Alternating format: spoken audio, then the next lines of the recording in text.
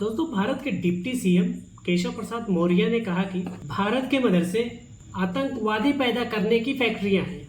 लेकिन केशव जी क्या इतिहास का वो पन्ना भूल गए कि जब भारत की आज़ादी के लिए देवबंद और देश के हजारों ऐसे मदरसे थे जिनके उलेमाओं को दिल्ली की सड़कों पर फांसी के फंदे पर लटका दिया गया था। क्या आप जानते हैं 1857 की क्रांति के बाद भारत के मदरसे सिर्फ शिक्षा के ही केंद्र नहीं थे, वो अंग्रेजों के खिलाफ विद्रोह के सबसे बड़े गुप्त ठिकाने बन चुके थे।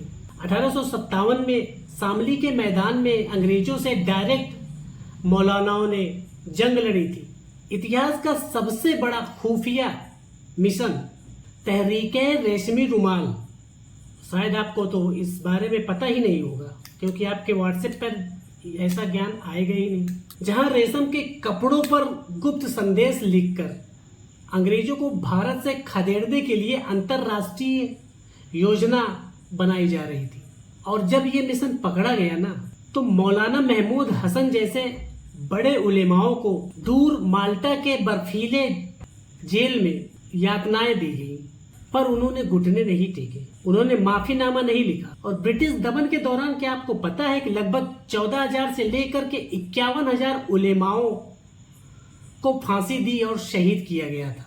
आपको तो यह भी पता नहीं होगा कि 1864 से लेकर 1867 तक के दमन चक्र के दौरान दिल्ली की चांदनी चौक से खैबर यानी पेशावर तक और दिल्ली से कोलकाता तक कोई ऐसा पेड़ नहीं बचा था जिस पर उलेमा या किसी क्रांतिकारी की लाश न लटकाई गई हो। अंग्रेज मौलवी शब्द से बहुत डरते थे। क्यों डरते थे? क्योंकि उलेमा ने ब्रिटिश हुकूमत के खिलाफ खुलकर जिहाद का नारा दिया था, यानी जंगे आज़ादी के लिए लड़ने का नारा दिया था, जिसे आप फतवा बोलते हैं। केशव जी, आपको ये तो पता ही होगा कि अंग्रेज मौलवी शब्द से बहुत खौफ खाते थे क्योंकि उनके दिमाग में मौलवी शब्द बागी का पर्याय बन चुका था। और ऐसा क्यों हुआ था? क्योंकि उलेमा ने ब्रिटिश हुकूमत के खिलाफ खुलकर जिहाद यानी आज़ादी की जंग का ऐलान कर दिया था, और इसीलिए अंग्रेजों को मौलवी शब्द से बहुत डर लगा। और देश की सबसे बड़ा दुर्भाग्य ये है कि जैसे ही इलेक्शन करीब आता है तो रोजगार, महंगाई या विकास के मुद्दे को छोड़कर सिर्फ हिंदू, मुस्लिम, मंदिर, मस्जिद यही आप करना शुरू कर देते हैं, क्योंकि आपके पास कोई और मुद्दा बचा ही नहीं है। और आपको पता भी है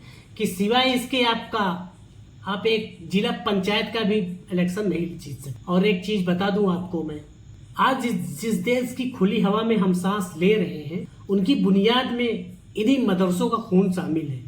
तो बराए मेहरबानी आगे से ऐसे ऊल जरूर बकवास मत कीजिएगा। जय हिंद।